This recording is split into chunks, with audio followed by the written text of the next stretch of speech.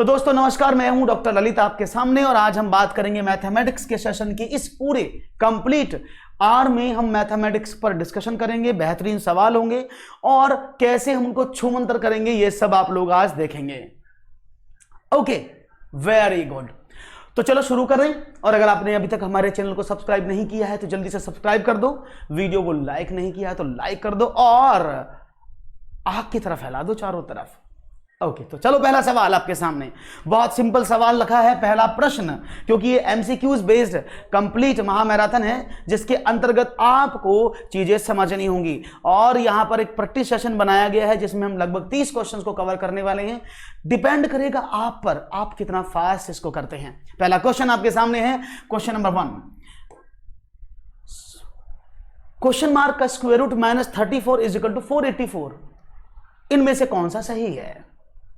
देखते जल्दी से जवाब दीजिएगा भाई। बहुत ही सिंपल सवाल दिया, सिंप्लीफिकेशन से है सवाल और आप सभी लोग जानते हैं सिंप्लीफिकेशन बहुत इजी है। सिंप्लीफिकेशन को आप आसानी से कर सकते हैं। सिंप्लीफिकेशन का सवाल आपके सामने मैं रख रहा हूं। ओके, तो question number 1, square root of question mark. You can put question mark की जगह आप एक्स भी पुट कर सकते हैं और देखते हैं सवाल कितना आसान है। अगर मैं इसकी बात करता हूं, अगर क्वेश्चन मार्क आपको भारी लगता है तो मैं इसको ऐसे कर देता हूं, स्क्वायर रूट ऑफ एक्स -34। अगर हम इसका स्क्वायर रूट निकालते हैं 484 का वर्गमूल। बहुत डी ऑप्शन मिला है, बहुत बढ़िया जवाब ममता जी का, वेल डन ममता। तो आपने कहा 484, इसका वर्गमूल निकालें, दैट इज 22, 22 हो जाएगा ना। ओके, अब देखें x का रूट इज इक्वल टू क्या है, 22 + 34 और x का square root is equal to 56 और x बराबर व्हाट, दैट इज 56 का स्क्वायर, दैट इज 3136। अब ये आप कैसे निकालें इसको भी मैं इधर बता देता हूं। इसको शॉर्ट में कैसे करेंगे? ओहो, महेंद्र जी यादव जी इतने गुस्से में, डी बिल्कुल सही जवाब है एकदम। इसको तो हंस के देना चाहिए था आपको, आप तो गुस्से में हो गए खराब। चलो देखते हैं 484 को कैसे किया मैंने। 2 तरीके हैं, आप या तो ऐसे कर लो जैसे आप जोड़े बना के करते हो, सबको आता है, आप फैक्टर कर लो, या फिर आप शॉर्टकट देख सकते हैं कि इस पे 4 है ना तो ये 2 के या 8 के स्क्वायर पर मिलेगा। 2 अंक यहां से छोड़ दो तो 2 और 3 के स्क्वायर के बीच में 4 आता है। छोटी संख्या 2, 2 3 6, ये छोटा है तो 2। आप ऐसे भी निकाल सकते हैं, नहीं तो आप ये काम कर सकते थे जैसे आपको पता है 2 दूनी 4, आपने यहां पर 2 जोड़ा, ये हो गया 4, आपने 84 यहां से निकाला, 2 आपने यहां पुट कर दिया 84। तो there lots of way to find out the square and square root, easily कर सकते हैं, कोई प्रॉब्लम नहीं है। तो राइट ऑप्शन था ऑप्शन नंबर डी, एकदम सही जवाब। क्वेश्चन नंबर 2 आपके स्क्रीन पर ये रहा। देखते हैं इसका जवाब आप मुझे क्या देते हैं। Okay, let's see what will be your right answer for this question. Okay, एक भिन्न के अंश में 25% की वृद्धि करें तथा हर को 2 गुना करें तो प्राप्त भिन्न 5/9 है। मूल भिन्न क्या है? यानी increase the fraction by 25% and double the denominator, then the fraction obtained is 6/9. What is the original variant? What is the original fraction? तो यहां पर सवाल आपके सामने है। क्वेश्चन नंबर को जरूर दोस्तों मेंशन करते रहें, क्वेश्चन नंबर को जरूर मेंशन कर दें आप कौन से क्वेश्चन की बात कर रहे हैं। This is question number 2। और देखते हैं जनरली हम क्या करते हैं, अगर हमें नहीं पता है स्मार्ट वे तो हम कैसे करते हैं। हम माना भिन्न x/y और उसने बोला x में 25% की वृद्धि तो x + x गुणा 25% अपॉन y का डबल हो गया तो y में y जोड़ दिया, that is, and then you are putting the value, so it will create some issues, it will create some problem just because of ये तरीका थोड़ा सा खतरनाक है। तो क्यों ना मैं आपको एक स्मार्ट वे बताऊं।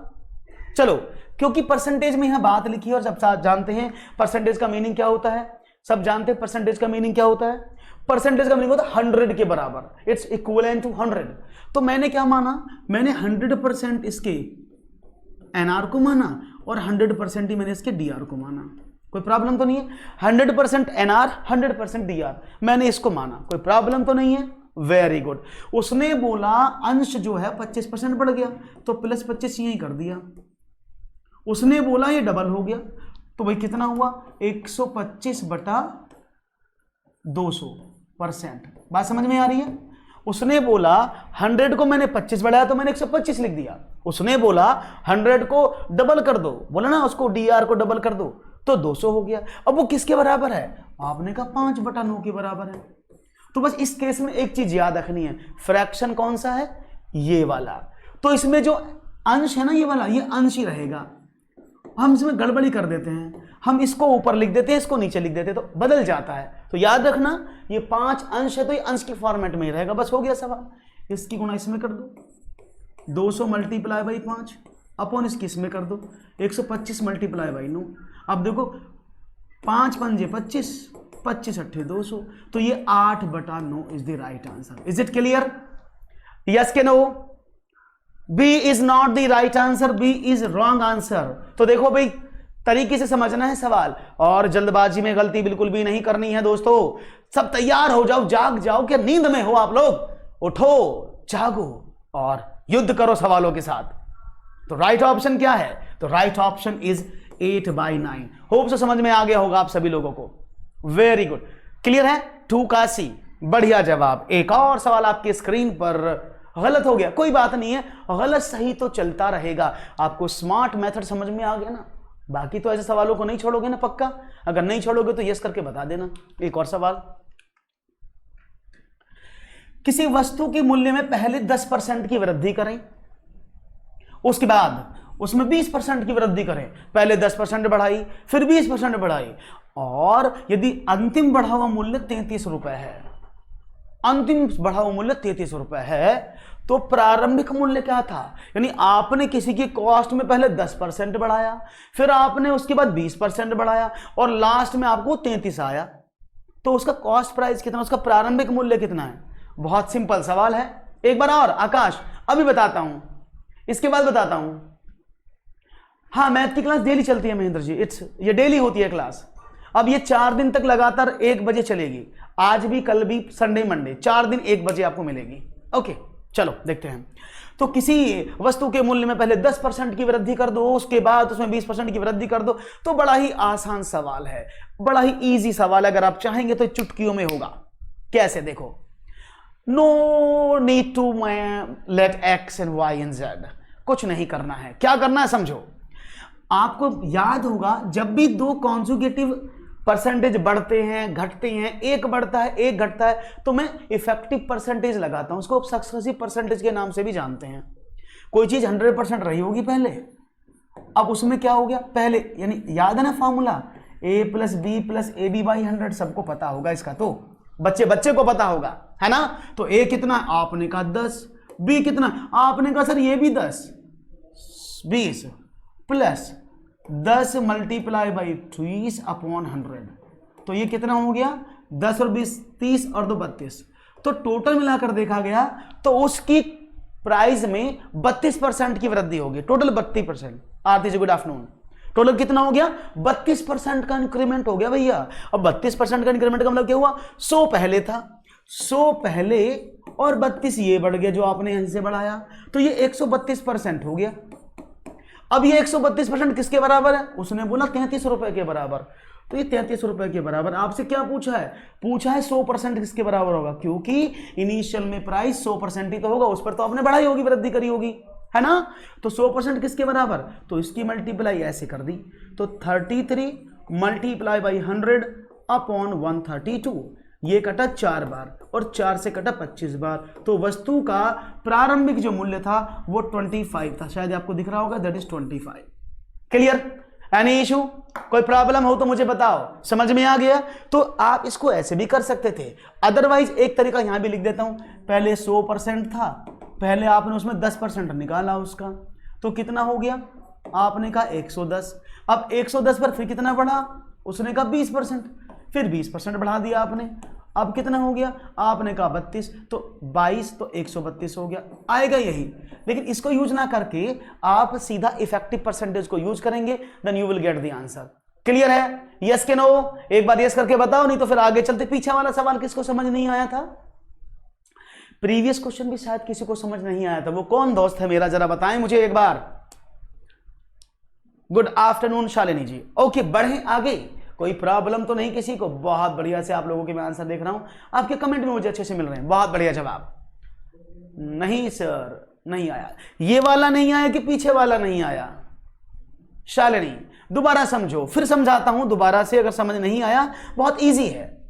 आपके पास एक चीज थी जो 100% थी, उसमें पहले 10% की वृद्धि हुई, जो वृद्धि होने की बाद उसमें फिर 20% की वृद्धि हुई। तो मैंने सिर्फ वृद्धियां निकालनी इन दोनों से, और उसको बोलते हैं इफेक्टिव परसेंटेज, जैसे सक्सेसिव परसेंटेज, मैं उसको इफेक्टिव परसेंटेज बोलता हूं। टोटल कितना इंपैक्ट पड़ा, उसका कितना प्रभाव पड़ा।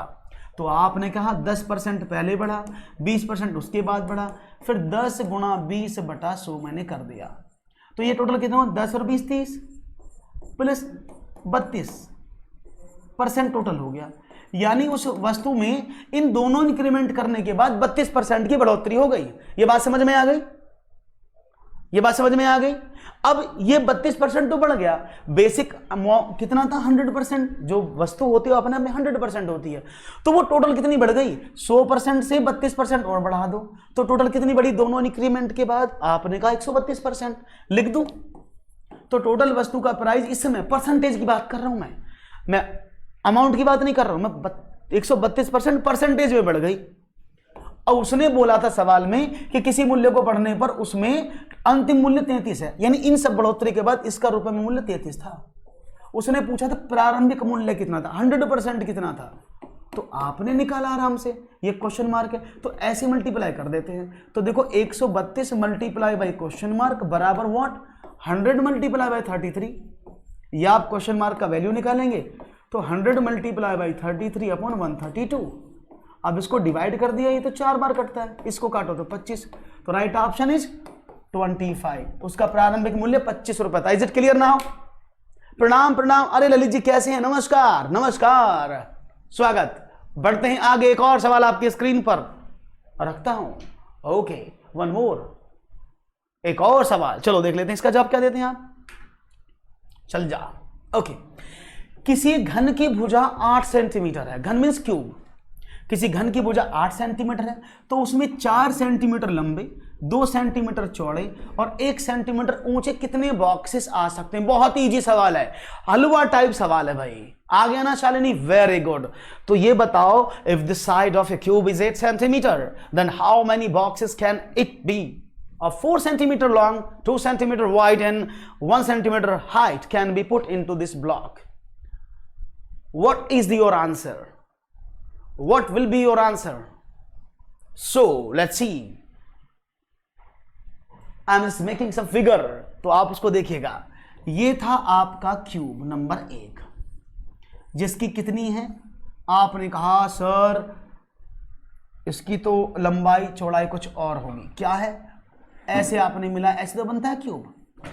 ओके, उसने कहा घन की भुजा, इसकी सारी भुजा 8 सेंटीमीटर है, कोई प्रॉब्लम नहीं। उसने बोला उसमें 2 सेंटीमीटर लंबे चौड़े और 1 सेंटीमीटर कितने रखने, क्यूबॉइड, घनाभ बन गए वो। तो घनाभ कितने होंगे, ये वाला ऐसे घनाभ हो गया, चलो घनाभ ऐसे होता है ना। उसने बोले सेंटीमीटर में कितना था, 4 2 1, 4 2 और 1। अच्छा मुझे बताओ, अगर इस बड़े वाले क्यूब में इस छोटे वाले बॉक्स का डिवाइड कर दूं तो मुझे पता लग जाएगा ना, क्योंकि इसके वॉल्यूम में इसका वॉल्यूम का डिवाइड करूं तो नंबर ऑफ बॉक्सेस मिल जाएंगे, नंबर ऑफ बॉक्सेस मिल जाएंगे कि नहीं मिलेंगे, कि कितने बॉक्स आएंगे भाई, इसका पूरा वॉल्यूम निकाल के इसके वॉल्यूम से डिवाइड कर दिया, इसके आयतन से इसके आयतन को डिवाइड किया, तो मुझे पता लगा कितने बॉक्स रख सकते हो। तो इसका आयतन क्या होता है, आपने कहा क्यूब है, तो इसका मतलब क्या होता है, ए क्यूब, और नीचे वाले का क्या होता है, LBH, क्योंकि ये क्यूबॉइड है। ए क्यूब का मतलब कितना हुआ, आपने कहा 8 मल्टीप्लाई बाई 8 मल्टीप्लाई बाई 8, और LBH कितना हुआ, 4 गुणा 3 गुणा 2 गुणा 1, 4 इंटू 2 इंटू 1। अब 4 दूनी 8 से 8 कट गया, 8 8 जा 64, तो यानी आप कुल मिलाकर के 64 बॉक्स रख सकते हो। जवाब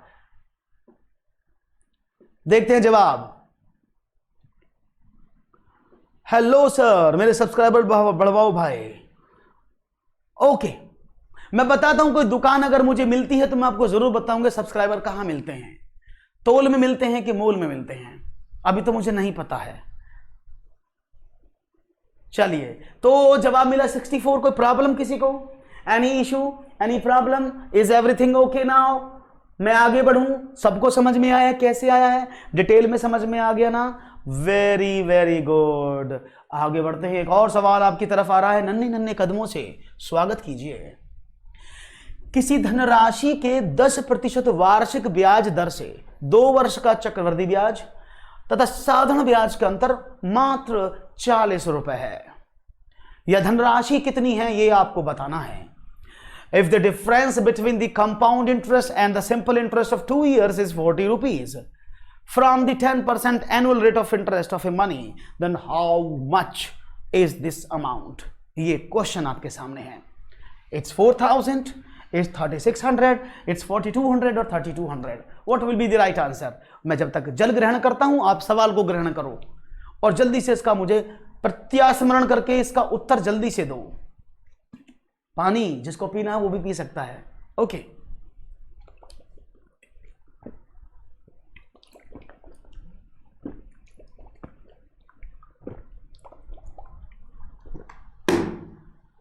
जवाब, हमको जवाब चाहिए तो भैया चाहिए, जल्दी दो। क्या होगा जवाब? और नहीं होगा तो हम खड़े हैं यहां पर आपके सामने बताने के लिए। समझते हैं, इस क्वेश्चन को करने के लिए आपको पैतनिक पेन भी नहीं चलाना पड़ेगा। ये विदाउट पेन ही कर लोगे आप, आंखों में इशारा हो गया और बैठे बैठे हमारा सवाल प्यारा हो गया। ऐसे काम बन जाएगा। कैसे? देखो, किसी धनराशि, तो आपको अगर कॉन्सेप्ट पता है, रटा रटाया ज्ञान नहीं चलेगा। एनसीएफ बिल्कुल मना करता है, कतई बिल्कुल मना। रटना पाप है और जो रटे उसके घर में सांप है, ऐसा एनसीएफ कह जाता है। तो आप समझना, एनसीएफ की बात मानो, कॉन्सेप्ट को समझो। क्या है भाई? 10% वार्षिक ब्याज की दर से 2 साल का ब्याज। अब 2 उसने पूछे, ये हुआ सिंपल इंटरेस्ट, ये हुआ कंपाउंड इंटरेस्ट। अब ये तो पता है ना, साधारण ब्याज हर वर्ष बराबर रहता, बदलता ही नहीं। वो कभी बदलता है क्या? अगर आप साधारण ब्याज पहले साल में 1,000 लेंगे तो हर बार 1,000 ही मिलेगा। वही कंपाउंड इंटरेस्ट क्या कहता है? कंपाउंड इंटरेस्ट कहता है कि जितना ब्याज मिलेगा वो तो है, प्लस उस ब्याज पर भी ब्याज देना पड़ेगा। ये 2 चीज आपको समझ में आती हैं। ओके, देखते हैं। तो ऐसा ही पहली साल में ब्याज कितना मिला? 10%। दूसरे साल में कितना मिला? वो भी 10%। तो टोटल कितना मिला? 20% ब्याज। तो भाई आपको जो ब्याज मिला है साधारण ब्याज वो 20% मिला है। अब मैं कंपाउंड इंटरेस्ट की बात करता हूं। शायद आप सबको पता हो, ना पता हो तो मैं बता देता हूं। पहले वर्ष के लिए साधारण ब्याज और चक्रवृद्धि ब्याज यानी सिंपल इंटरेस्ट और कंपाउंड इंटरेस्ट दोनों बराबर होते हैं। यानी अगर मैं बात करूं कंपाउंड इंटरेस्ट की तो पहले साल के लिए 10, अगले साल के लिए ये तो रहेगा ही रहेगा, लेकिन इस ब्याज पर भी ब्याज 10 का 10% एक ये और लगेगा। समझ रहे हो ना भाई? पहले साल 10 रुपए दोनों में, इसमें कुछ जुड़ता नहीं इसलिए 10% अगले वर्ष भी रहा, लेकिन ये इस 10% पर भी 10% का ब्याज लेगा। यही तो चक्रवृद्धि ब्याज कहता है कि 100 पर तो मिलता है 10, कोई प्रॉब्लम नहीं, जितना भी ब्याज होगा उस पर भी ब्याज लगेगा। तो एक ही हो गया। टोटल कितना हो गया? 10, 10, 20 और 21%। तो चक्रवृद्धि ब्याज बना 21%। अब सवाल तो समझ में आ गया, ये तो खत्म ही होगी टेंशन कि कंपाउंड इंटरेस्ट 21%, सिंपल इंटरेस्ट 20% और दोनों का अंतर 40 रुपया। यानी मैं क्या कर दूं, यहां ब्लॉक में बंद कर देता हूं इसको और देखता हूं, यानी 21% माइनस 20%, यही तो हुआ। यानी 1% है दोनों का अंतर। आपने क्वेश्चन परसेंटेज में निकाला तो 1% का आपको अंतर मिला, लेकिन क्वेश्चन में तो 40 रुपए है। इसका मतलब क्या है कि भाई 1% का मतलब 40 रुपया है। और जो इनिशियल अमाउंट होता है जिसको आप बोलते हैं प्रिंसिपल अमाउंट, परसेंटेज में लड़ाई कर रहे हैं जब से हम, तो 100% ही होता है वो हमेशा। तो 100% का वैल्यू पूछ रहे हैं भाई साहब, तो कर दें ऐसे, तो 40 में 100 की मल्टीप्लाई की तो मात्र 4,000 रुपए आपका आंसर आया। क्लियर है भाई? बात समझ में आ गई? It is 4,000 rupees. Option number 1 आप लोगों का जवाब थोड़ा सा गलत हुआ है। आदित्य ने सही कहा है, बाकी अनीश और अनूप आपका है कैसे हैं, बाकी लोगों ने जवाब थोड़ा सही नहीं किया। Is it clear now? Yes के नो? हाँ हाँ हाँ हाँ कुछ तो कहो। यस यस यस नो कुछ तो कहो। ओके, मुझे कितना सर, आपको कितना कंपाउंड इंटरेस्ट मिलता है अनअकैडमी की तरफ से? मुझे तो कंपाउंड इंटरेस्ट इतना मिलता है, मैं तो दब चुका हूं उसमें। अब तो निकालने वाला चाहिए मुझे। मेरे यहां वैकेंसीज खाली हैं सीए और अकाउंटेंट्स की, ठीक है, कोई आपकी नजरों में हो तो मुझे बताना, जो मेरे हिसाब किताब को रख सके, क्योंकि मुझे पढ़ाने से टाइम नहीं मिलता है। ओके, चलो आगे बढ़ते हैं और आगे की बात करते हैं। ओके, तो अनअकैडमी ने बहुत कुछ दिया है। और एक बात बताएं आपको, महिला से उसकी उम्र और पुरुष से उसकी वेतनमान सैलरी नहीं पूछा करते हैं। ओके, चलो आगे बढ़ते हैं और बात करते हैं नए क्वेश्चन की। क्लियर है? आगे बढ़ते हैं और समझते हैं सवाल क्या मिलता है। आगे बढ़ते हैं। नेक्स्ट क्वेश्चन आपके स्क्रीन पर यह रहा। 12 के दो गुणजों का लघुत्तम समापवर्त है 1056 है। यदि इनमें से एक संख्या 132 हो तो दूसरी संख्या क्या होगी, यह आपको बताना है। नैना, बात समझते हैं, जवाब क्या मिलता है। एक 12 के दो गुणजों और लघुत्तम समापवर्तक 1056 है। यदि इनमें से एक संख्या 1032 है तो दूसरी संख्या क्या होगी। बड़ा ही आसान सवाल, हर किसी एग्जामिनेशन में इस तरह का सवाल रखा मिल जाता है। बस आपको निकालना है जवाब, और वो भी जबरदस्त तरीके से, गलती ना हो जाए और देर ना हो जाए, कहीं देर ना हो जाए, क्योंकि आजा रे तुझे तेरा प्रश्न बुलाए। परीक्षा में ऐसा कहता है प्रश्न, लेकिन ज्यादा देर कर दोगे तो निकल जाता है हाथ से। Okay, clear, clear cut. Okay, done, is everything okay? Okay, तो दीजिएगा जवाब और मैं चाहूंगा आपका मुझे क्या जवाब मिलता है। तेजी से उत्तर मिलेगा, आपके सामने है। मैं अच्छा हूं ममता, आप कैसी हैं? मैं अच्छा हूं।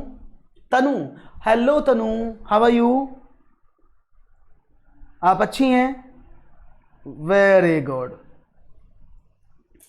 चलिए, तो भाई सवाल को देखो, इस सवाल को करने के बहुत सारे तरीके हैं। अगर आप किताब की तरफ दौड़ोगे, आओ वेदों की तरफ लौटे, तो प्रॉब्लम होगी, क्योंकि वहां पर आपको पता नहीं कैसे कैसे दिखाएगा, ऐसे करके दिखाएगा, वैसे करके दिखाएगा। मैं आपको और तरीके से करके बताता हूं।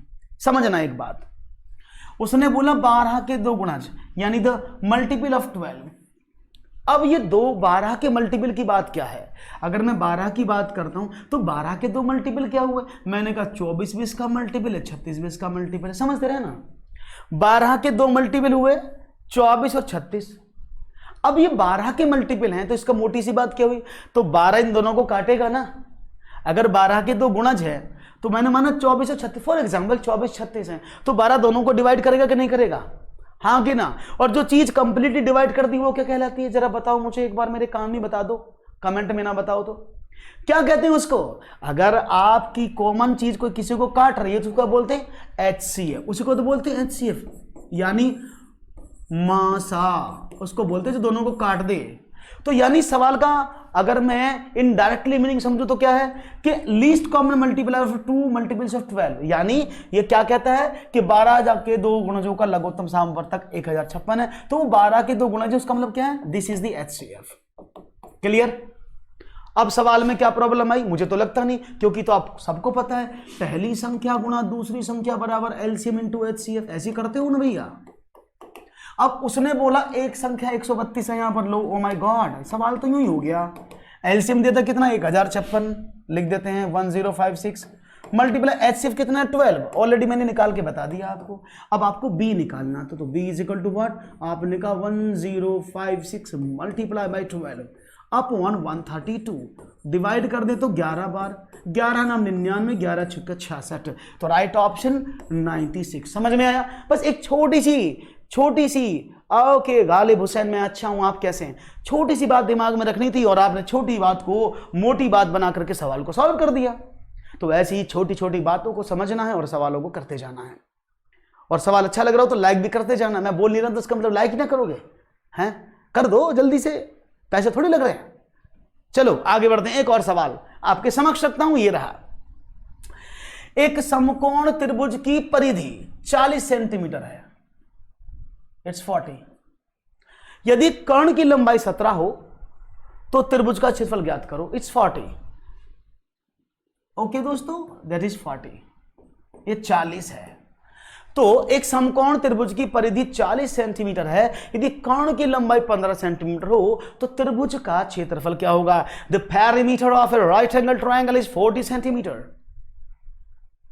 Square If the length of the hypotenuse is 17 centimeter, find the area of the triangle. Next class मेरी अब 1 बजे होगी, 4 दिन लगातार मैं आपके साथ रहूंगा 1 बजे। तो अभी मैं जान ही रहा हूं इसे, पर आप आना मत भूलिएगा 1 बजे, ठीक है ना? हाँ चलो, सवाल आपके सामने, जवाब चाहूंगा क्या मिलेगा। Okay, here we go with the answer. मुझे उम्मीद है आप जरूर देंगे। तब तक मैं इसकी चित्रकारी आपके लिए कर देता हूं। चित्रकारी ये है आपका समकोण त्रिभुज। सपोज ये A, this is B, this is C, and this is A, this is B, this is C. These are the length of the triangle. उसने बोला उसके कर्ण की लंबाई 17 सेंटीमीटर। ओके, उसने बोला त्रिभुज का क्षेत्रफल ज्ञात कर दो। अब तो कर सकते हो ना? तो चलो मैं ही करके बता देता हूं। कैसे समझोगे? किताब वाला समझोगे कि शॉर्टकट समझोगे? दोनों तरीके हैं। तो पहले शॉर्टकट बताते, फिर बुक वाला बताते, जो आपको बेसिक कॉन्सेप्ट समझ में आएगा। ओके, आपको शायद याद होगा एक कंसेप्ट है ट्रिपलेट। सुना होगा आपने नाम ट्रिपलेट का, है ना? त्रिफलक जिसको बोल देते हैं हिंदी में, ट्रिपलेट। यानी उसका मीनिंग क्या होता है? ऐसी 3 भुजाएं जिनसे मिलकर समकोण त्रिभुज का निर्माण होता है, उसको ट्रिपलेट कहते हैं। और वो कौन सी उनको लिख देता हूं यहां पर, देखना। जैसे 3, 4, 5, इनमें बड़ी भुजा कर्ण होती है, हाइपोटेनस होती है। आपने कहा ओके, 5 के साथ लिखते हैं। 5, 12, 13, 6, 8, 10, 7, 24, 25, 8, 15, 17। तो ये कुछ कॉमन ट्रिपलेट्स हैं जो अधिकतर एग्जामिनेशन में यूज होते हैं। इन्हें सबसे समकोण त्रिभुज का निर्माण होता है, और जिसको निकाल लेना है तो मुझे बता देना, ठीक है ना? तो अगर मैं 17 विकर्ण की बात करता हूं, उसकी दोनों भुजाएं कौन सी है? याद रखना, हमेशा समकोण त्रिभुज में लगेगा। कितना हुआ? दैट इज एक 15 और एक 8। अब मैं इसको प्रूफ करता हूं, क्या मेरी बात सही है? तीनों को जोड़ करके 40 आना चाहिए भाई। वही तो कहा, परिमाप तो यही होता है ना। अगर मैं तीनों को जोड़ दूं तो क्या होगा? 15, 8, 23 और 17, 40। अरे वाह, ये तो सवाल हो गया। अब समकोण त्रिभुज का क्षेत्रफल क्या होता है? Area. It's 1/2 into base into height. तो 1/2 बेस कितना है? आपने कहा बेस है इसका 15 और हाइट है इसकी 8। अब जो आप चाहें उससे कोई फर्क नहीं पड़ता है। 15 चौके 60, तो 60 सेंटीमीटर वर्ग सेंटीमीटर स्क्वायर इसका राइट आंसर होगा। 60। समझ में आया? अब इसको मैं बेसिक से भी करा देता हूं। ये तो मैंने आपको इस क्वेश्चन को देखते ही बिना देखे एक लंबी सांस लो ऐसे करके और छोड़ दो सवाल का उत्तर। बस इतना सा काम करना है। एक लंबी सांस खींचो और उत्तर छोड़ो। जैसे बाबा साहब छोड़ते ना, बाबा अनुलोम विलोम करते, अंदर सांस लेते बाहर निकालते, बीमारी खत्म। ऐसी सवाल खत्म चाहिए मुझे आप लोगों से। बात समझ में आ गई? हाँ, ट्रिपलेट को निकालते कैसे? ये बड़ा क्वेश्चन आपने मुझसे पूछा है, अभी बताता हूं ट्रिपलेट को कैसे निकालते हैं। उससे पहले इसको बेसिक तरीके से और करा देता हूं। ये ट्राइंगल था आपके सामने, आपने कहा ये C बराबर कितना है? 17। ये A और B आप सभी जानते हैं समकोण त्रिभुज है ना। तो क्या होता है? A आधार का वर्ग जमा लंब का वर्ग बराबर कर्ण का वर्ग, है ना? यानी A square plus B square is equal to 17 का स्क्वायर। Equation number 1। उसने बोला पेरीमीटर, परिमाप कितना है? तीनों भुजाओं का टोटल। इधर देखिएगा, A plus B plus C is equal to कितना? 40। C का वैल्यू आपको पता है, A plus B plus 17 is equal to 40। तो सॉल्व कर दें, A plus B is equal to 23। Equation number 2। आपके सामने 2 इक्वेशन आई। इक्वेशन नंबर 1 मैं यहां लिख देता हूं, that is A square plus B square, और दूसरी इक्वेशन क्या है? A plus B is equal to 23। Okay, इसको लेता हूं, मैंने इसका स्क्वायर कर दिया। What will be? A plus B का whole square. Is it what? A square plus B square plus 2AB। Is it clear? यहां तक समझ में आ रहा है बेसिक से? Okay, thank you Mamta ji, बहुत बहुत शुक्रिया, आपको मेरी टीचिंग पसंद है। तो क्या करें भाई? A प्लस B का वैल्यू तो लिखा हुआ है 17 का square, sorry 23। Is it A plus B 23 ना? तो 23 का स्क्वायर is equal to A square plus B square का वैल्यू 17 का स्क्वायर इज इक्वल टू 2AB। आपने क्या काम? इसको इधर भेज दिया। तो 2AB is equal to 23 square minus 17 square, या 2AB is equal to what? 23 plus 17 और 23 माइनस 17। ऐसे तो लिख दो A plus B A minus B, और AB is equal to what? 40 multiply by 6/2। 120। तो ए बी का मल्टीप्लाई कितना 120, यानी इन दोनों का मल्टीप्लाई 120 है। और इतना बड़ा करना पड़ेगा अगर आपको ऐसे करोगे तो, ए बी का मल्टीप्लाई 120, और आपका फॉर्मूला क्या होता है 1/2 इंटू ए बी। तो भाई 1/2 ए बी कितना 120, आपने डिवाइड कर दिया, दैट इज 60। तो आप इसको ऐसे भी कर सकते थे, अगर आप बेसिक से करोगे तो you have to follow these steps, है ना। मस्त लगा, अरे क्या बात है, शुक्रिया। अब तो मैं और चौड़ा हो गया, ऐसे ऐसे कमेंट सुनकर तो मैं खुश हो जाता हूं ज्यादा। चलो बात समझ में आ गई, क्लियर है, बात समझ में आई आपको, ओके ग्रेट। अब मुझसे बोला ट्रिपलेट कैसे निकालते, चलो ट्रिपलेट भी सिखाता हूं, एक मिनट देखना, मैं एक काले कलर की स्क्रीन आपके लिए लाता हूं जिससे कि आपको पता लग जाए ट्रिपलेट को कैसे करते हैं। यह है ब्लैक स्क्रीन आपके सामने, ओके। इसमें तो कुछ ज्यादा ही गोरा सा हो जाता आदमी, पता नहीं कितना ब्लैक है ये, ओके समझते हैं। देखो ट्रिपलेट निकालने के दो तरीके से निकलता है, मैं दो भाग में से स्क्रीन को तोड़ता हूं, एक ऑड नंबर का और एक इवन नंबर का, मैं दोनों को बताता हूं। अब देखो ट्रिक समझना कैसे निकालते हैं। अगर आप ऑड नंबर लेते हैं, फॉर एग्जांपल मैंने 3 नंबर लिया, 3 का ट्रिपलेट कौन कौन से होंगे, तो क्या करना है, इस संख्या का क्या करना है स्क्वायर कर दिया, उसके बाद क्या करना है इसको 2 से डिवाइड, क्या किया मैंने, समझ रहे हो, मैंने किया स्क्वायर, 3 3 9 बटा 2, 2 से भाग करना है, तो ये क्या बना 4.5। तो इससे पहली कौन सी संख्या जो पूर्ण है, ये दशमलव में संख्या है, पूर्ण संख्या कौन सी है, आपने कहा सर 4, और बाद वाली कौन सी है 4.5 से पहली पूरी संख्या, 4.5 के बाद वाली पूरी संख्या, आपने कहा 5, तो ट्रिपलेट क्या बना 3 4 5। Is it clear. बात करते हैं 5 का निकालते हैं, चलो 5 में क्या करा मैंने, 5 का ट्रिपलेट कैसे निकालूंगा, 5 का स्क्वायर किया, कितना हुआ 25, 25 में 2 का भाग क्या आया 12.5। अब 12.5 से पहली पूरी संख्या 12 और बाद वाली 13, तो 5 का ट्रिपलेट क्या बना 5 12 13। निकाल लोगे ऑर्डर नंबर का, किसी भी ऑर्डर नंबर का, यस के नो। अब बात करते हैं इधर वाले इवन नंबर की भी देख लो। इवन नंबर क्या होता है, दैट इज इवन नंबर। मैंने कहा 4 का निकालते हैं, तो 4 में क्या करना है, पहले स्क्वायर नहीं करना है, इसमें पहले इसको 2 से भाग करना, बस ये स्टेप अलग है। इसमें पहले क्या कर रहे थे, स्क्वायर कर रहे थे ना, इसमें पहले स्क्वायर नहीं करना, पहले डिवाइड करना होता है। ये बना दो, अब इसका स्क्वायर कर दो, इट विल बी 4।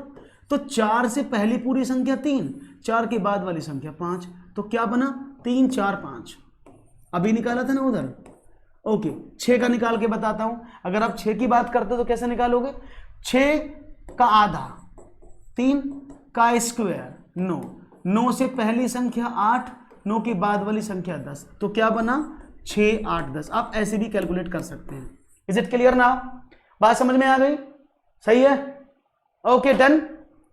तो इवन ऑड का ऐसे, आप कोई भी नंबर ले लो, आप उसके बाद 8 ले सकते हो। देखो 8 को बताता हूं एक बार व्हाइट कलर में यहां पर, तो ये 8 ले लें, तो क्या हुआ 8 का ट्रिपलेट, तो 8 बटा 2 बराबर 4 का स्क्वायर बराबर 16, 16 से पहले 15, 16 के बाद 17, तो क्या बना 8 15 और 17। इज इट क्लियर, समझ में आ गई बात, कोई प्रॉब्लम तो नहीं किसी को भाई, is it clear, okay very good. अब मैं आगे बढ़ जाऊं, ट्रिपलेट निकालने आ गया हूं तो यस कर दो एक बार। ट्रिपलेट कैसे निकालते हैं अगर आगे हो तो एक बार यस कर दो, इतना लंबा फॉर्मूला, ये सही है, ठीक, ओके डन।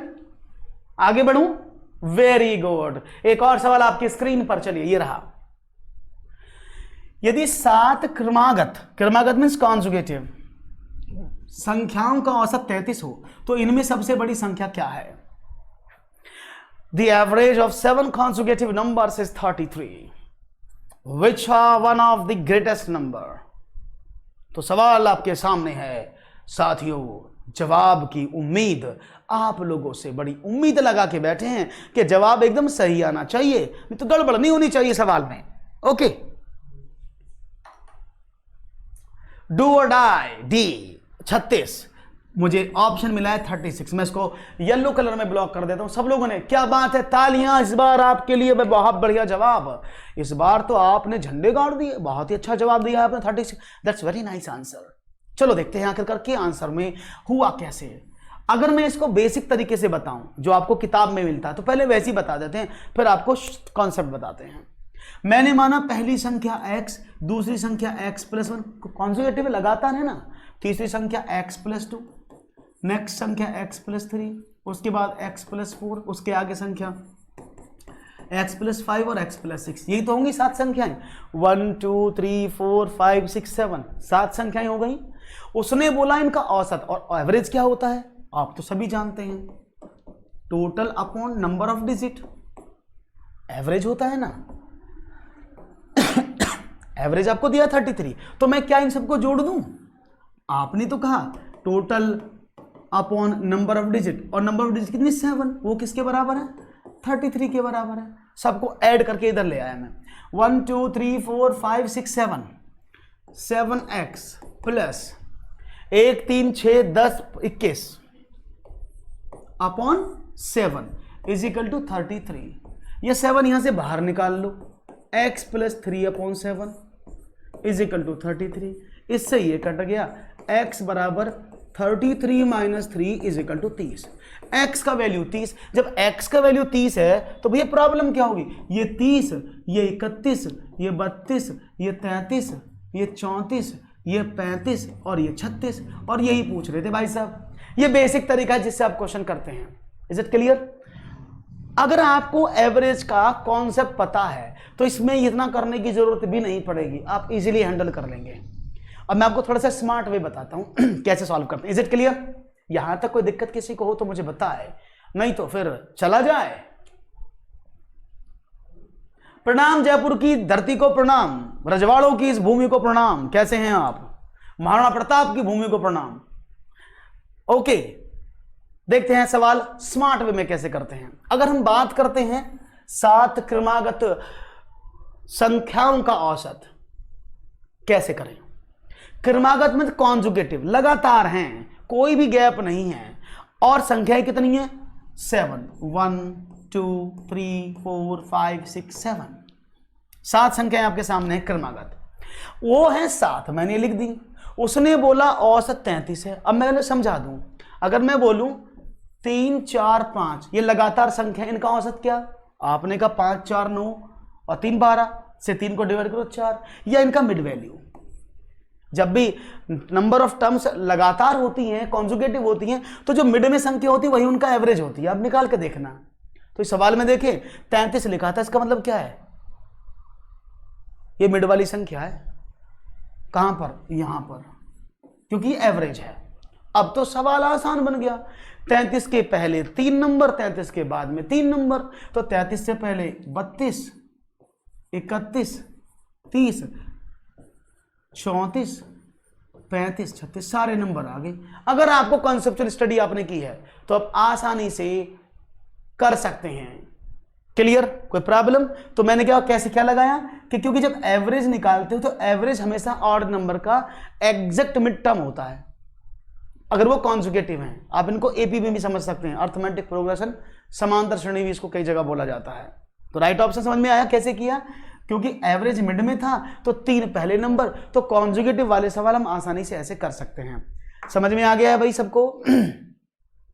क्लियर? कोई प्रॉब्लम तो नहीं? तो there is no need to find out any solution कि आप एक्स वैक्स के चक्कर में पढ़ो। क्वेश्चन देखो, उत्तर 33 के आगे 3 36, बात खत्म। बिल्कुल सही कहा आपने, बीटीसी एजुकेशन। आगे बढ़ते हैं, एक और सवाल। राइट ऑप्शन 36 आपके स्क्रीन पर ये रहा।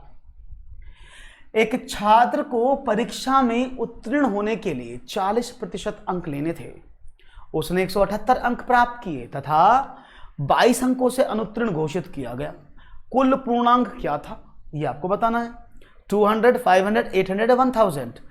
Okay, English version is also there. A student had to score 40% to pass the exam. He scored 178 points and was declared unsuccessful with 22 points. What was the total integers and total value or total maximum marks? देखते हैं आपका जवाब मुझे क्या मिलता है। जल्दी से दीजिएगा, हालती ना हो जाए, सवाल का उत्तर एकदम गोली की स्पीड से आए। ओके, 10 का मुझे मिला है 50, 500। ओके, सबने कहा 500। राकेश, गौरव, बीटीसी, देव, विलाल, बहुत बढ़िया। 500 आप सब लोगों का आंसर, ग्रेट, बहुत ही बढ़िया। समझते कैसे इसको? देखो फिर टेक्निकली समझो। एक छात्र है, अगर वो पास होना चाहता है तो उसे 40% नंबर लाने होते हैं।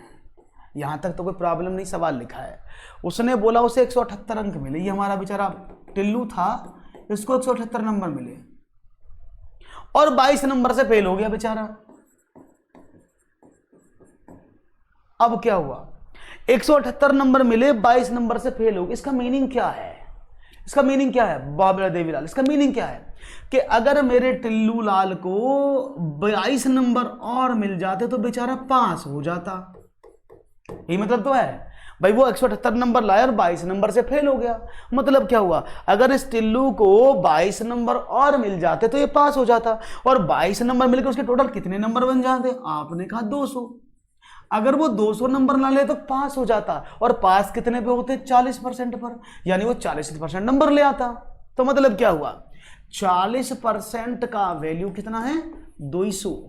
आपसे पूछा 100% का वैल्यू, तो निकाल सकते हैं 200 मल्टीप्लाई बाई 100 बटा 40, 40 पंजे 200, 500 नंबर होंगे टोटल। क्लियर है? आग लगा दी 500 देकर, बहुत बढ़िया। कोई दिक्कत, कोई प्रॉब्लम, कोई परेशानी, कोई चिंता, कष्ट, शिकन, और कुछ बचाओ तो बता दो। हालांकि मैंने सारे नाम ले दिए हैं। क्लियर है? बात समझ में आएगी? Option number B is the right answer. अब मैं आगे बढ़ूं, एक और सवाल की तरफ रुख किया जाए। सब लोग रेडी हैं, तैयार हैं? Okay, one more question for you guys. तो देखते हैं एक और जवाब आपके स्क्रीन पर। ये रहा एक समचतुर्भुज की भुजा, इसको बाद में कराऊंगा, ये थोड़ा सा कॉम्प्लिकेटेड नहीं है। एक्चुअली इसकी डिजिट्स गलत लिखी है मुझे लग रहा है, क्योंकि भुजा छोटी नहीं हो सकती, कर्ण होती है वो, इसलिए। इसको देखते हैं, चलो। एक फल विक्रेता ने 15 रुपए के 6 की दर से केले खरीदे और 12 की 4 की दर से बेच दिए। उसका लाभ प्रतिशत बताओ कितना हुआ? 10, 20, 30, 40। A fruit seller bought bananas at the rate of 15 to 6 and sold 4 to 12. Find out its benefit and profit. How much profit he earned? समझते हैं। इस सवाल को करने से पहले मैं एक चीज आपसे पूछना चाहूंगा, और चाहूंगा आपके कमेंट में आंसर मिले। एक आदमी 20 केले 25 रुपए की खरीद के लाया और वो 20 केले 38 रुपए के बेच दिए। एक आदमी 20 केले 25 रुपए के खरीद के लाया और उस आदमी ने वो 20 केले 38 रुपए के बेच दिए। कितने का फायदा हुआ? कौन बताएगा मुझे आप में से? एक आदमी आया, 20 केले 25 रुपए के खरीद के लाया और वो 20 केले 38 के बेच दिए, तो फायदा कितना का हुआ? आपने कहा सर 13 रुपए का, 13 रुपए का फायदा हो गया, है ना? ये कैसे निकाल दिया आपने इतनी जल्दी? हाउ इट्स पॉसिबल कि आपने तुरंत 13 बता दिया? उसका सिर्फ और सिर्फ रीजन एक है, क्या? क्योंकि यहां पर क्वांटिटी इक्वल थी। 20 केले थे, 20 ही लाया, 20 बेच दिए, तो सवाल इजीली हैंडल हो जाता है। क्वांटिटी अगर बराबर दी हो तो सवाल इजीली हैंडल हो जाता है, लेकिन क्वेश्चन में तो गड़बड़ है। वहां खरीद के कुछ ला रहा है, बेच के कुछ ला रहा है, इट्स वेरी डिफिकल्ट। तो क्यों ना मैं क्वांटिटी को बराबर कर लूं तो मेरा सवाल आसान हो जाएगा ना। तो चलो उसकी तरफ कूच करते हैं और क्वांटिटी को बराबर करना सीखते हैं। देखिए, एक तरफ मैंने रुपए लिखे, एक तरफ मैंने लिखे क्वांटिटी। उसने बोला 15 रुपए के 6 केले लाया कॉस्ट प्राइस में, 12 रुपए के 4 बेच दिए।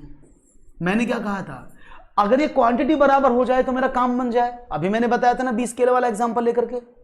तो अगर मैं बात करूं आपसे तो ये आपको समझ में आ जाए, है ना? तो देखते हैं। तो क्या करूं भाई, इसको बराबर करने के लिए मैंने क्या काम किया?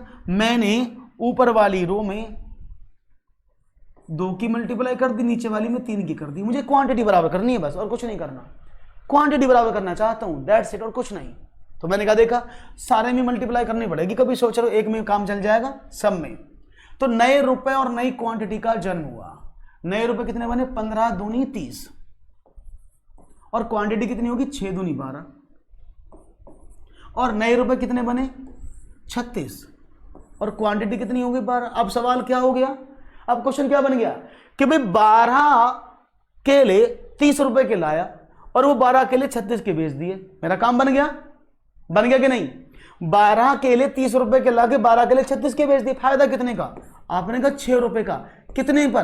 कॉस्ट प्राइस कितना 30 और मल्टीप्लाई बाय 100। 6 पंजे 30, 20 पंजे 120% is the right answer. Clear है? मैं भी समझ में आ गया होगा सभी को, सवाल का जवाब, कोई ऐसी प्रॉब्लम नहीं होगी, ऐसा मुझे लगता है कि कोई भी प्रॉब्लम यहां पर नहीं होनी चाहिए। Everything is okay from your side, solution is in this side and question is in this side. बहुत बढ़िया, सबने कहा 20%, खूबसूरती से जवाब दिया है आपने, कोई भी ऐसी बात नहीं जो आपको समझ में ना आई हो, दैट्स वेरी गुड। आगे बढ़ते हैं, एक और सवाल आपकी स्क्रीन पर ये रहा। यदि 35 घोड़ों के लिए 540 किलोग्राम अनाज 21 दिन के लिए पर्याप्त हो तो 28 घोड़ों के लिए 720 किलोग्राम अनाज कितने दिन के लिए पर्याप्त होगा, यह आपको बताना है। कौन?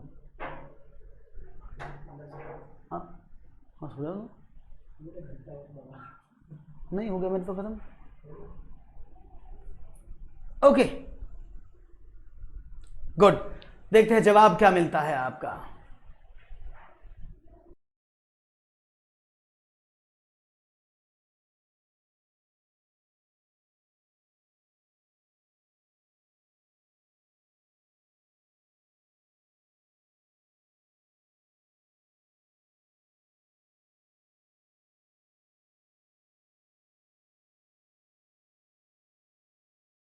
ओके चलो भाई, मुझे जवाब मिला है, आप लोगों को क्या मिला है देखते हैं, लेट्स सी।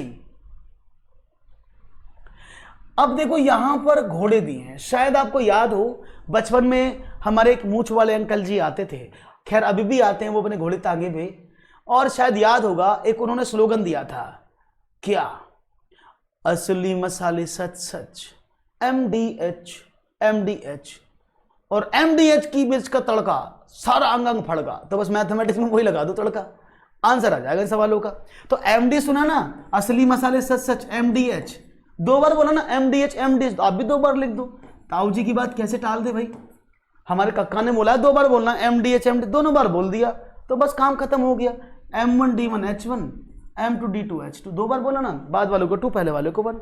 अगर उसमें काम भी दिया हो तो नीचे काम भी लटका दो, W मीन्स वर्क, बस आपका सवाल हो गया हल। क्लियर है? फॉर्मूला याद रहेगा? हाँ, असली मसाले सच सच MDH, वो भी 2 बार MDH MDH, और W नीचे लगा दिया वर्क इनके, कोई बात नहीं। M1, अब M में से होता आदमी, D मीन्स होते दिन, H मीन्स होते आवर्स, और W मीन्स होता वर्क। मैं लिख देता हूं, M means man, D means day and H means hours, और W means work. These are 4 quantities you have to put equal. अब लेकिन यहां पर घंटे तो कहीं नहीं है, तो घंटे नहीं दे, छोड़ दो घंटे को घंटा जाने दो, है ना, छोड़ दो, छोड़ दिया, घंटा नहीं था इसमें। ओके, अब देखते हैं यहां पर सवाल कैसे करें। अब यहां आदमी तो है नहीं, तो आदमी की जगह सजीव चीज कौन सी? घोड़ा। तो यानी M1 कितना है? घोड़ा 35,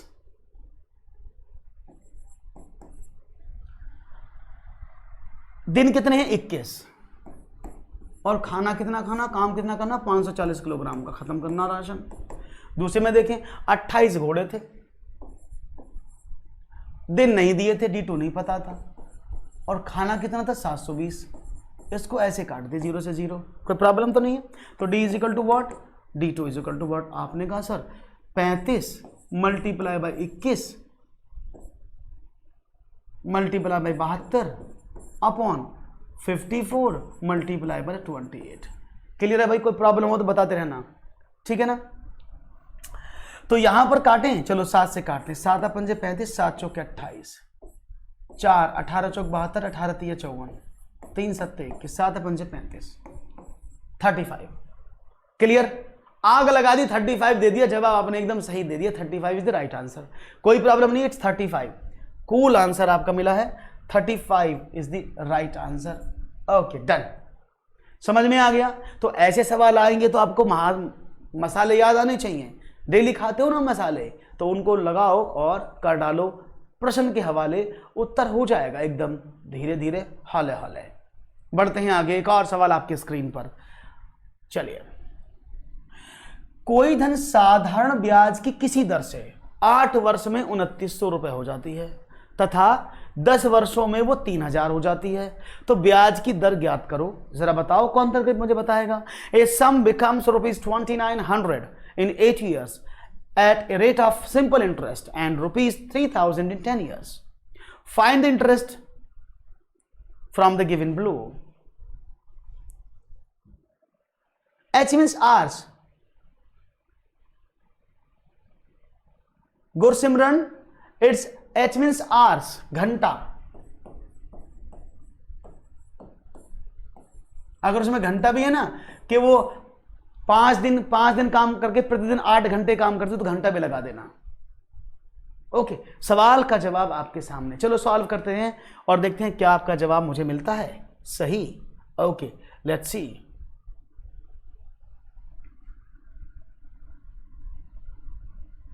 ओके, देखो कोई धन 8 वर्ष में कितना हो गया, आपने कहा 2900 रुपए, और वो 10 साल में कितना हो गया, आपने कहा 3000 रुपए। यही था ना भाई, वो 10 साल में हुआ 3000, 8 साल में 2900। और याद रखना कभी भी मूलधन नहीं बदलता है, हमेशा ब्याज बदलता है। उसको ब्याज चढ़ता रहता है तो ब्याज बदलता रहता है। तो मैं इन दोनों को घटा दूं तो 2 साल में कितना ब्याज आया, 100 रुपया। तो 2 साल में ब्याज 100 रुपये आया है। बात समझ में आ रही है। 2 वर्ष में 100 रुपये ब्याज आया है तो 8 साल में कितना आया होगा, आपने कहा 2 चौके 8, 100 चौके 400 रुपए। हाँ जी, 8 साल में 400 रुपये ब्याज आया कि नहीं आया, हाँ कि ना, बिल्कुल सही बात है भाई। 2 सालों में 100 रुपये ब्याज है तो 8 साल में क्यों निकाला, क्योंकि वो टोटल धन 8 साल में इतना रुपया हो रहा था, क्योंकि कुल धन कितना था 8 सालों के बाद 2900, याद रखना। और ये क्या था, प्रिंसिपल प्लस इंटरेस्ट दोनों को मिलाकर था ये। तो मैंने 8 साल का इंटरेस्ट निकाला, क्योंकि जब 2 साल का 100 रुपए तो 8 साल का 400 रुपए। तो अगर मैं 2900 में से 400 निकाल दूं तो मुझे 2500 रुपये मिलेगा। वो क्या है, वो प्रिंसिपल अमाउंट है, यानी वो प्रिंसिपल अमाउंट था। तो धनराशि कितनी होगी, 2500 रुपये। अगर वो आपसे पूछता है कि धनराशि कितनी है तो 2500 रुपये वो धनराशि है। अब 2500 रुपये पर 1 साल का ब्याज कितना है, 50 रुपये ना। जब 2 साल का 100 है तो 1 साल का तो 50 हो गया। आप क्या करेंगे, 50 रुपये मिलते हैं उसको 2500 रुपये पर, परसेंटेज पूछ रहा था आपसे।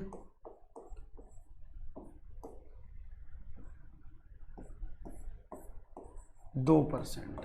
तो वो धन कितना है, अगर वो धन पूछे तो 2500 रुपये और पूछे ब्याज परसेंटेज रेट ऑफ इंटरेस्ट तो वो कितना है 2%। समझ में आ गया भाई। ऐसा कोई मेरा साथी जिसको समझ ना आया हो, हाँ दोबारा से बता देता हूं चौधरी साहब, दोबारा समझ लो, फिर समझ लो, कोई प्रॉब्लम नहीं। देखो उसने बोला साधारण ब्याज से 10 सालों में वो धन जो था वो 3000 रुपये हो गया। यानी याद रखना इन सब धन में आपका प्रिंसिपल अमाउंट और इंटरेस्ट दोनों इन्वॉल्व है, क्योंकि कोई धन 10 साल में 3000 हुआ है तो मतलब क्या हुआ, P+I 3000 रुपये हो गया। Is it clear. हाँ मैं कर रहा हूँ रिपीट चौधरी। उसके बाद उसने बोला 8 साल में वो कितना हो गया था, वो 2900 रुपये हो गया था, प्रिंसिपल और इंटरेस्ट दोनों मिला करके। अगर मैं आपसे एक बात करता हूं तो 2 साल में कितना ब्याज मिला, क्योंकि मूलधन तो सेम रहता है, ब्याज ही तो बढ़ रहा है हर बार। तो 2 सालों में ब्याज मिला 3000 माइनस 2900, 100 रुपये। Is it clear. तो 1 साल का ब्याज कितना है, आपने कहा 50 रुपये। Is it clear.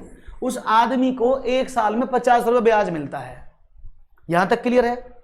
उस आदमी को 1 साल में 50 रुपये ब्याज मिलता है। ओके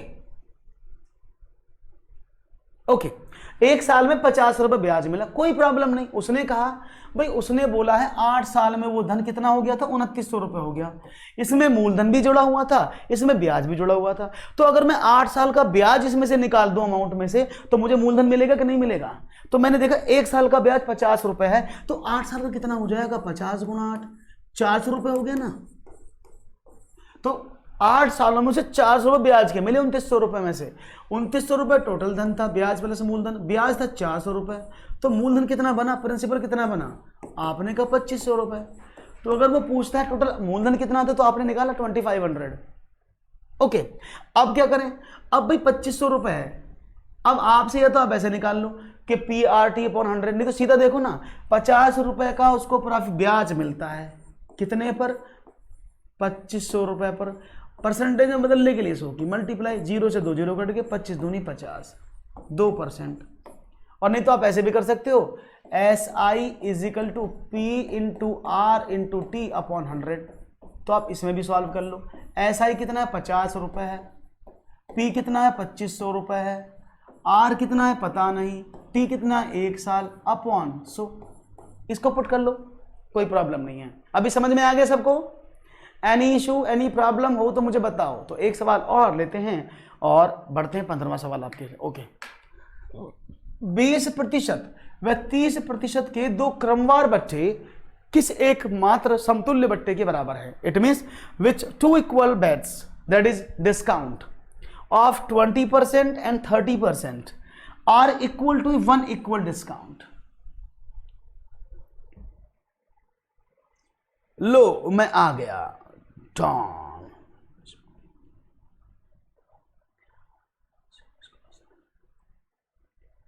हाँ, why not? If you are interested, then I will explain. If you are interested, you are not able to understand all the statement in Hindi, or you are not able to understand all the concept and the question process in Hindi, then I will explain in English. So don't worry. Both language we can use. It just depend on your choice. If you choose English, then I will speak out English. If you choose Hindi, then मैं आपको हिंदी में संप्रेषण कर दूंगा।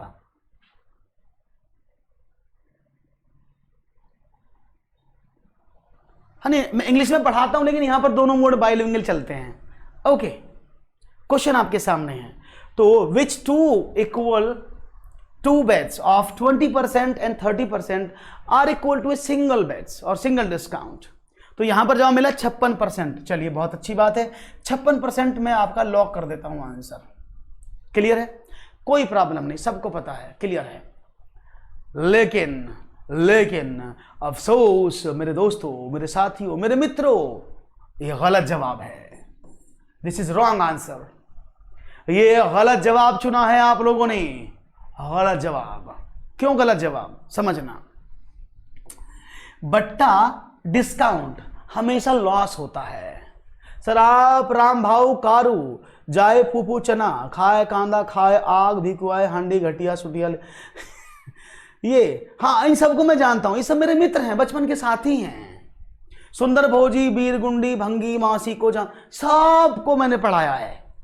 महेंद्र, ये सबको मैं जानता हूं, टेंशन मत लो।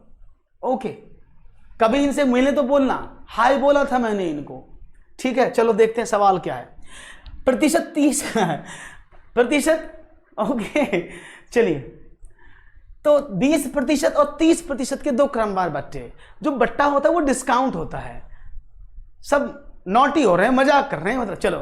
तो मतलब क्या है, 20% 30% का ये आपको फायदा नहीं है। This is discount and discount always भी नेगेटिव। तो जब भी आप इफेक्टिव परसेंटेज को यूज करते हैं ना, तो याद रखिएगा, जब भी आपको डिस्काउंट मिलेगा, कमी मिलेगी, लॉस मिलेगा, तो सिंबल आप नेगेटिव यूज करेंगे।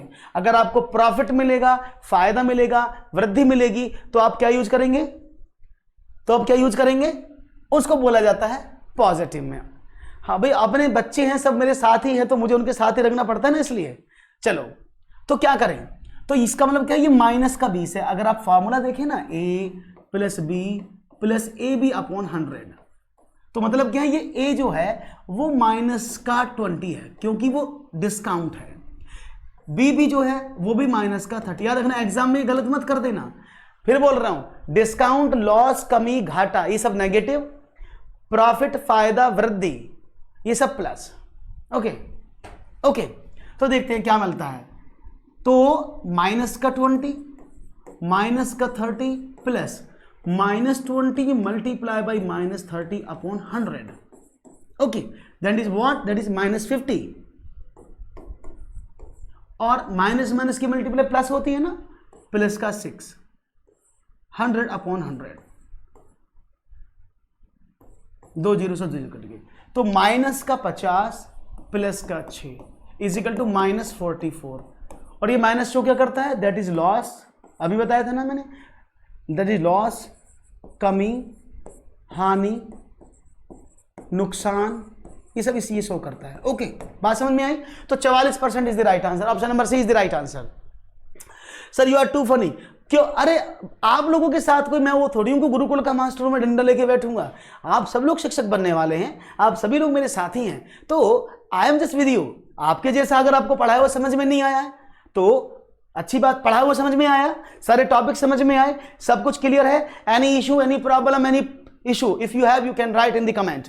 तो कल मिलते हैं 1 बजे। Don't forget to take my class at 1 PM tomorrow. तब तक के लिए दीजिएगा इजाजत।